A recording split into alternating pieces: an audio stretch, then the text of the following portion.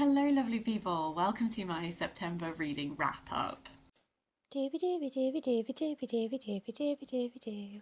Dooby dooby dooby dooby dooby dooby dooby dooby Sophie vlogs. First of all, apologies if you can hear the washing machine. I think it's about to kick into gear in the background. Needs must. This is where we're at. September was an interesting reading month because right at the beginning of September I decided to tackle some of the lowest rated books on my TBR, which you'll probably have seen the video for that already. If not, I'll link it down below. Spoiler alert, it's not going well. Start of September, I think, put me into a little bit of a slump because I read a few books and I was like, I'm not getting on with these books. Only one of which I will talk about in this video because the rest of them are for that reading project. But then the side effect of that is that after that point I decided that I was going to try and pick little shiny gems to sort of like take me out of a reading rut before it could really set in. And I think on the whole I did kind of achieve that. I will begin by talking about a book that I didn't like, just to get it out the way, and then I'll dive into some books that I did like. So the first book I want to talk about is Vox by Christina Dalcher, which I read for my work book club. I gave this a 2 stars. I think that it has a cool concept, and I will talk about it in a minute in more depth, but I will also just acknowledge before I do this that I only realised after reading this that the author is a massive TERF, so I wouldn't recommend this book because I thought it was a bad book, but I also wouldn't recommend this book because I fundamentally disagree with her opinions. So let's talk about the book.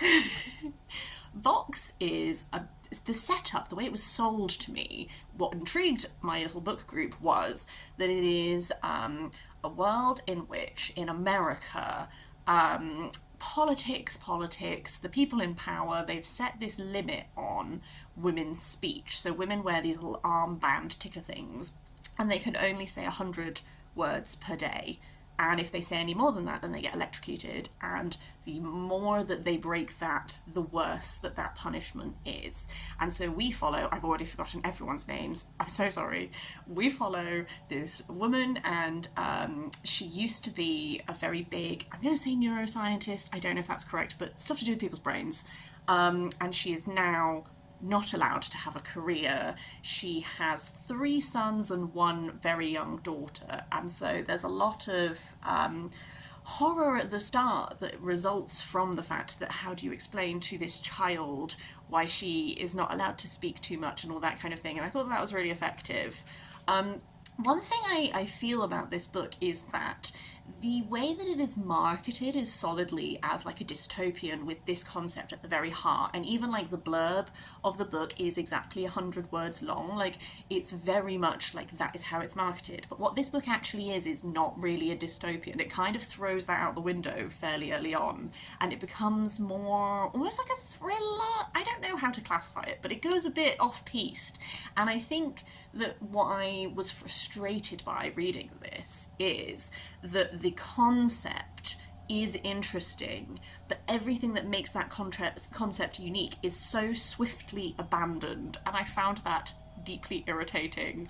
Without spoiling plot, within about 50 pages, our main character has a reason why they no longer have to abide by this little wristband, and so that just gets thrown out the window, and that's no longer a problem, and that was so frustrating. I thought there would be more of an interesting challenge of utilising your 100 words really carefully, and particularly as this plot progresses and she becomes involved in stuff happens, and the government now want her to go back to doing what she was doing before they took over and stopped women from having careers or anything like this, and I thought that there would be much more focus on having to exist within this 100-word cap, and I thought that that was something that would be very interesting to see how it was portrayed, and how you would have someone's inner monologue to see everything they're thinking, and then have to be so careful about the words that you actually use to communicate that.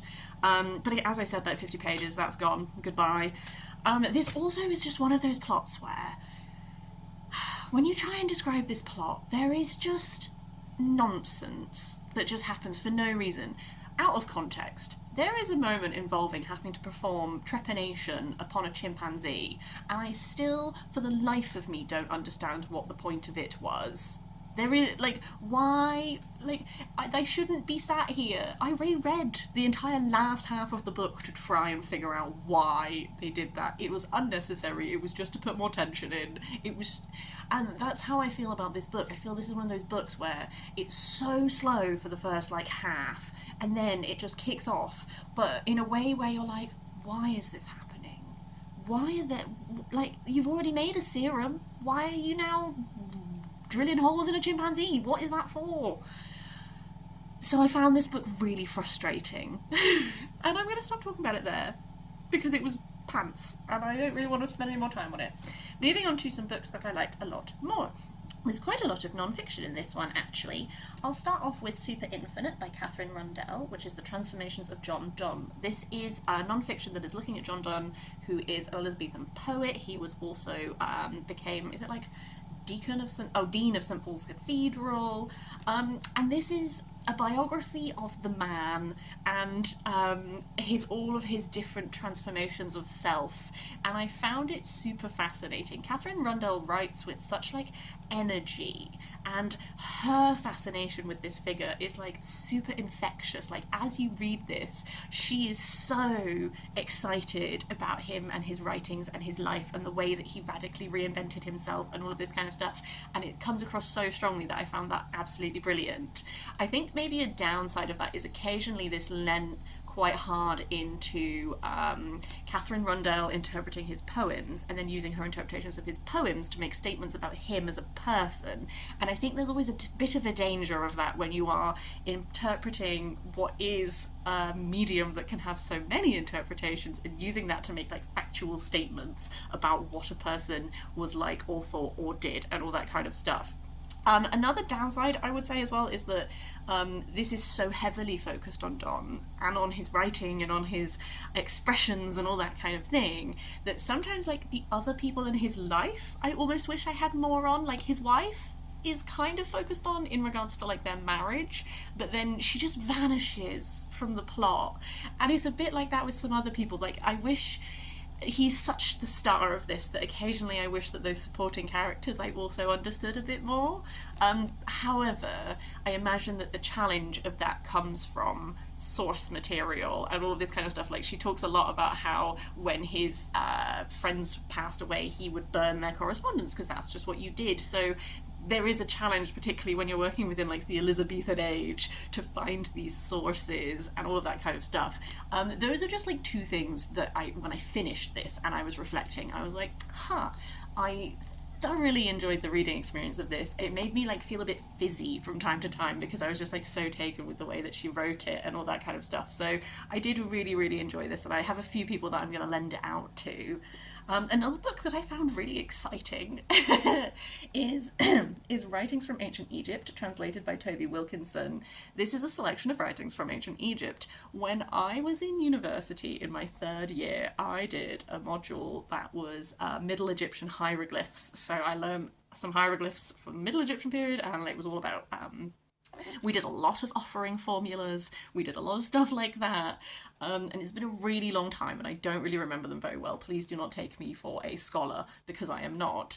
But reading this, there were a few things in here which I'm pretty sure I translated as parts of exams, particularly Hetep Dinesu offering formulas. I got really excited about those. I dug out my How to Read Egyptian Hieroglyphs book, which has all of my little flashcards from when I was trying to memorize what different hieroglyphs meant. And I just had a really fun time. The breadth of stuff in this was really cool. There are like legal texts, there are hymns. There was, I really liked, there were a few songs that were like written to be played with instruments, and I really liked those. It's also really funny because one of these is a tale of Pharaoh's wife losing her bracelet in a like lake, and then he gets a magician to like pull the lake, and then they find the bracelet in it, and that is in a Horrible Histories book. So this one I just really enjoyed because I felt like this really like lit a fire in me, and it made me connect to like a younger version of myself who was like furiously trying to memorize hieroglyphs, and also like the when I try and comprehend in my mind ancient Egyptian society, and how many thousands of years that encapsulated. Like, it honestly, my brain cannot even fathom it. And to then, like, connect to an ancient civilization and see the writings, like the legal writings that are to do with which of your children get to inherit your stuff after you die. And like that's a real woman who lived, who did all of that. Absolutely blows my mind. I find it wild. I'm not an Egyptian pro, so I don't really feel like I can speak to like whether this is the best selection of texts to be including. I don't know. I don't know what the other options are, but I really, really enjoyed this and I found it really exciting. Um, let's go back into some fiction for a bit. I also read Homegoing by Yaa Gyasi. Masterful. I knew that this would be a good one. Can you see I really tried to like curate some good ones after 5 2-star books at the start of the month. And I knew that this one would be good because everyone always talks about how amazing it is, and I love a multi-generational family story. Love that.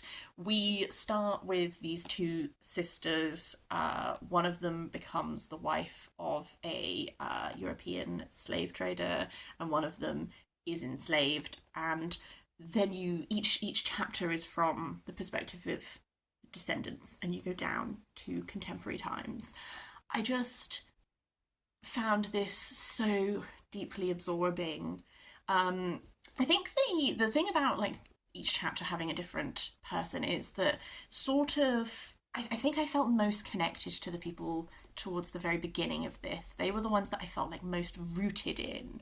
But then as you go down through time, you sort of get this very like interesting look at I think maybe the lens goes slightly more onto showing you this moment of history, this moment of time, because there's so much like detail that is to do with that historical moment and what is happening there, and are people sort of tie into the narrative is built so that their stories can also show you like key pieces of info about like that particular moment in history, if that makes sense. I just think that it is told with like I want to say like compassion. I don't know if that is the word I'm looking for, but I don't know. Like I felt so deeply for these people, and the way that you get like you as the holder of knowledge that some of these people never get to receive, particularly the line that is enslaved and the lost history that they don't get to know about their own past and their family that you hold. And I wanted to reach in and I wanted to be able to give them that knowledge that I had because I was reading this book. I don't know, and I just think that that's so interesting. I don't know. I thought it was great. I wasn't super. I don't know how I feel about the ending. I feel like that last chapter. But at the same time, I don't know how I would end this. I don't know. I don't know. I don't know. I just felt like the ending was a bit like. But maybe open is good. I'm not sure, but it was great. I did DNF 2 books. So shall I talk about that? Because I've just waffled about 3 excellent books. So let's tell you about 2 books that I stopped reading. So, I DNF'd 9 Liars by Maureen Johnson, which is the 5th book in. It's originally a trilogy, Truly Devious. And then there was a new book, Box in the Woods, and then there is now 9 Liars. I listened to this on audiobook, and to be honest with you, I DNF'd it because, and I have spoken about this before, and I'm very sorry if you are a David fan, I cannot stand David. I find him so annoying, except for in the Box in the Woods. I didn't mind him in the Box in the Woods. And I realised as this was going that it's very hard to consume an audiobook where there is a character who is quite present in it that you don't like. Because if this was for example, ebook, I could have just skimmed David's bits. And what I found challenging is that quite a lot of the contemporary narrative in this is focused around like Stevie David relationship issues, and I just don't care. And also, I actually think that Maureen Johnson needs to make up her mind about whether I'm supposed to like David or not, because I feel like in the last book, I was coming around to the man a bit, and then in this book, I feel like I was not supposed to be liking him, based on some stuff that happens that's probably going to be a misunderstanding. I don't care. So I don't care about the Stevie David relationship stuff, and that is pretty much most of the contemporary plotline. The mystery, I'm always interested in the mystery. What I'm counting this as a DNF, but what I actually did is I speed listened to this, and I skipped great swathes if they were just Stevie David, and I just wanted to solve the mystery, and I actually didn't find the solution to the mystery particularly fulfilling. So I'm just counting this as a DNF because I don't think it was a good time all round. My other DNF is not because I thought this book was bad, but I DNF'd Our Wives Under the Sea by Julia Armfield, and that is for a very specific reason, because it is tapping into some of Sophie's personal horrors. I only got like 12% in or something. I did not get very far, and I was very intrigued by this setup that is a couple and one woman was like stuck under the sea. I didn't even get far enough in to really understand what was happening. She was like in a submarine. The submarine got stuck under the sea. I don't know. And the other wife thought she was gone, but now she's back, and they're sort of like trying to figure out how to function. Two things. Number one, there's some teeth stuff in this, and I can't be doing teeth stuff. And then number two, the exact moment that I decided to DNF this book is because she talks about someone who ate like a squid and then had like squids grow in her cheek. I can't do it. It's not even a horror book. It's like literary fiction, but it has these horror elements that apparently are just designed to get me. So, sure, it's a great book. Cannot, not physically capable of doing it.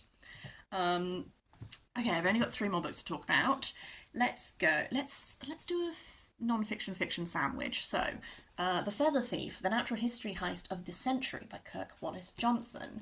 This is about a man called Edwin Rist who broke into the National History Museum at Tring, which is home to one of the largest ornithological collections in the world, stuffed a bunch of rare birds into a suitcase and then ran off with them. And our author became like fascinated with this and was like looking into it. I really liked the start of this, which looked at the natural history person who actually collected a lot of these birds, because I like natural history, so I found all the stuff to do with like that particular moment in history really interesting. And there's like a thread that runs throughout this, which is like looking at how important is this bird collection? Like, there's a way of thinking about it that is like, should it be locked up? Should it not be accessible to people who would make better use of it? And then there's like conserving of history, conserving of knowledge, and this hope that this collection will be there for years and years to come. So then discoveries that we can't even comprehend yet may need these birds in order to understand those things. I think I'm biased because I do love natural history and I love museums and all that kind of stuff, that I'm like inherently on the side of not stealing from museum collections. Can't believe I have to specify that, because the guy who did do this theft is from, I think it's called fly tying, and it's little, they were used for salmon fishing, and they use like obscure feathers and they just tie them, and then that's like, and I don't see the point of that. I liked this book. I found it a bit long. I think I went into this because I know loads of people on BookTube, particularly in non-fiction BookTube, love this. This is a 5-star read for very many people. About 3.5 for me. I just found it very long for what it was, and I felt like we reached a point in the narrative where we just kept like the narrative would be like, but what if this is the case? And then we'd research it a bit, and then it would turn out that it wasn't the case. And I just feel like we spent a lot of time being like, who is Edwin Rist? Is he misunderstood?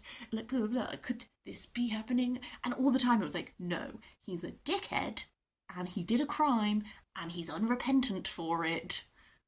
You know? So I appreciate that this tried to like approach with nuance, and I liked that nuance, and I liked that conversation about like, what is our role as humans? We are causing destruction, but we're also trying to preserve things and all of this kind of stuff. I really enjoyed all of that. I just thought this could be like 100 pages less. I don't know. I think I am in the minority on that one though. I still think it was really enjoyable, and I found it an interesting topic. Just like definitely towards the end we were like, was this man involved? No. Just over and over. I should say that this was lent to me by a friend, as was this, which is O Caledonia by Elspeth Barker. This I really liked. It was very moody and atmospheric, and it got me very much in the autumnal mood. This was first published in 1991, but it's recently been like republished or have a new cover, something like that. So it's been like re-released quite recently, and I've seen people reading it. We follow Janet, and when you start, the very beginning of this book is that Janet is murdered, and then you just go back to the beginning of Janet's life. But it's not a murder mystery. You're not trying to figure out who done it. You're just following Janet through her life. She grows up in this like remote Scottish like castle in the Highlands, and her family are very isolated, and she just doesn't fit in. She is an oddball within this family. She connects way more to animals and nature than she does people. Her life is like at times like deeply achingly sad because she is just a child who is like deeply misunderstood by all of the adults in her life. None of them understand her. She cannot find human connection apart from like one family member, and she feels so deeply, but also you see the ways that she as a human also deeply misunderstands other people, and it's like watching someone try, like she is so taken with like the natural world and poetry and all this makes her feel so much, and then she has to exist in society and it's just not working. There's a lot of like nasty people in this, but not like not to the point where I found this an unpleasant read. But like it's a cast of characters. Like, don't go in particularly looking for people that you're gonna love. It's like a cast of deeply flawed people, and it's moody and it's atmospheric and it's almost mulchy but not quite. And it's just like perfectly autumnal in my mind. Like this really got me in the autumnal mood.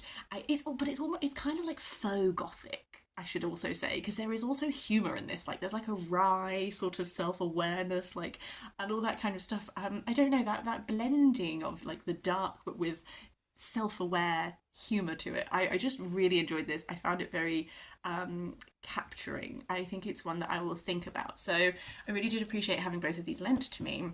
The final book I'm going to talk about is Turning: Lessons from Swimming Boleyn's Lakes by Jessica J. Lee. And please forgive me for a water pun, but this was delightfully reflective. This is my second Jessica J. Lee, although this is her first book that she published. One thing I love about Jessica J. Lee is all of the associations she brings to things. Ostensibly, this is a book about a woman who spends a year swimming in the lakes around Berlin. She wants to do 52 lakes in a year, and this kind of goes through seasonally, and it sort of takes you through from like the start of the project to the end of the project.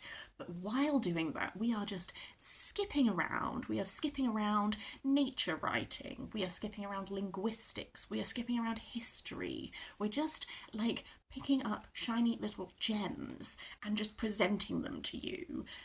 There is a little bit of this that is sort of delving into like her life and biographical kind of things. Sometimes those bits worked better for me than others. There is like a man in this called Jacob, and Jacob just pops up every now and then for my eyes for no real point. I could have done without all of the chat about Jacob. I didn't care about him. I just wanted to hear her talking to me about lakes, to be honest with you. But this was lovely, reflective. Like, it is nature writing, but in that nature writing that also has such a web of other things that it's talking about. And I really enjoyed it. I'll definitely read. Jessica J. Lee has another book coming out. Might be this year, might be next year. I'll put it in the description down below, and I'm really excited because she's definitely an author that I want to explore further. I would still say if you're interested in reading her, I liked Two Trees Make a Forest better, but I still liked this. It's just that one, maybe it's my favourite because it was my first one, I don't know. But I'm very excited to see what she's going to write next, and I will certainly be reading it. That's everything I wanted to talk about in this video. How was your September? I have to say, my October reading is going way better. I am absolutely storming through books. I started reading The Historian in September. I'm hopefully going to wrap it up in October because I've been taking my time with it very slowly, but that's one that I'm enjoying that's really got me into the autumnal sort of mood as well. So yeah, I feel like I clawed the month back, but yeah, I would love to hear about yours. I'd love to hear if you've read any of these, if you have thoughts on any of these, anything like that. Please do leave a comment down below. Otherwise, I hope you have a lovely day, and I will see you next time for something different.